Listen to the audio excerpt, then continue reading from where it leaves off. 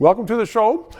It is an independent show, not funded by the government, so please subscribe and keep us on the air with your contributions.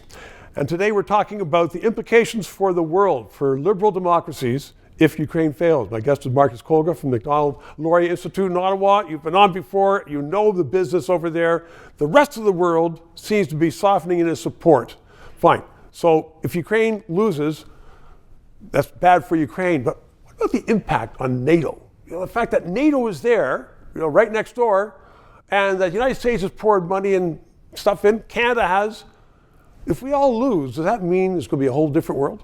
Yeah, well, look, if we let Ukraine lose, if we allow Vladimir Putin to retain that land that he's stolen from Ukraine over the past 2 years and going back to 2014, it's bad for all of us, because what it does, it signals to Vladimir Putin that we're not going to stand up for our own sovereignty. So if we let Vladimir Putin get away with this right now, there's every possibility, and even NATO's Secretary General Jens Stoltenberg has warned us that other countries bordering Russia could be next, our allies, from Finland, Estonia, Latvia, Lithuania, and let's not forget Canada as well. We share a very long border in the Arctic. And just 2 weeks ago, the head of the Russian Navy warned the world that Russia in this new year is going to embark on a massive expansion of its Arctic territory. And it's been building up its military for the past 20 years to enable that.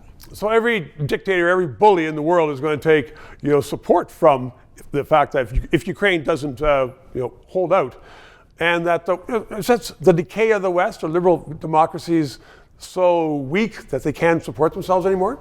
Well, it would seem that way. If we can't support Ukraine, I think that Vladimir Putin and his axis of evil, Iran, China, North Korea, all the bad guys are going to win.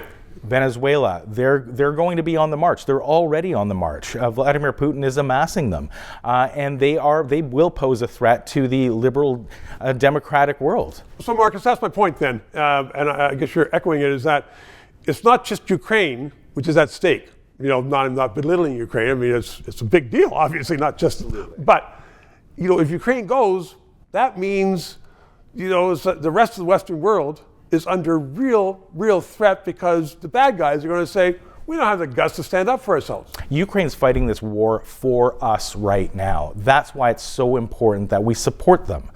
It's going to cost us a heck of a lot less if we can defeat Vladimir Putin right now, because if we don't, those costs are just going to increase exponentially over the coming years. Does Canada have to grow up?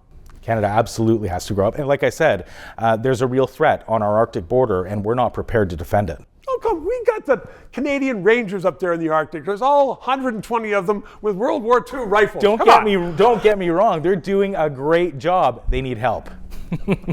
I know it is almost ludicrous, our efforts at trying to protect ourselves, but it's a serious business. Kolga, thanks very much.